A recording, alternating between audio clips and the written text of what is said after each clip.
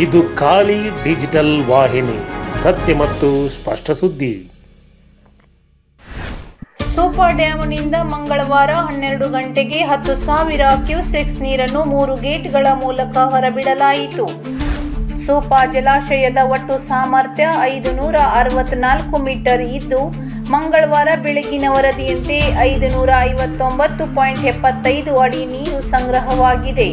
ಒಳಹರಿವು ಪ್ರಮಾಣ 22,144 ಕ್ಯೂಸೆಕ್ಸ್ ಹಾಗೂ ಹೊರಹರಿವು 14,559 ಕ್ಯೂಸೆಕ್ಸ್ ಇದ್ದು, ಕಾಳಿ ನದಿ ಜಲಾಶಯ ಜಲಾನಯನದ ಪ್ರದೇಶದಲ್ಲಿ 17.1 ಮಿಲಿಮೀಟರ್ ಮಳೆಯಾಗಿದೆ.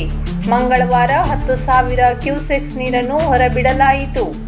ಈ ಕುರಿತು 3ನೇ ಪ್ರವಾಹ ಮುನ್ನೆಚ್ಚರಿಕೆಯ ನೋಟಿಸ್ ಅನ್ನು ಸೋಮವಾರವೇ ಕೆಪಿಸಿಸಿ ನೀಡಿತ್ತು. ಆಣೆಕಟ್ಟಿನ ಕೆಳಭಾಗದ ಜನರು ನೀರು ಬಿಡುವ ಸಮಯದಲ್ಲಿ ಜಲ ಚಟುವಟಿಕೆಗಳನ್ನು ಕೈಗೊಳ್ಳದಿರುವಂತೆ ಸೂಚನೆಯನ್ನು ಪ್ರಕಟಣೆಯಲ್ಲಿ ತಿಳಿಸಲಾಗಿದೆ.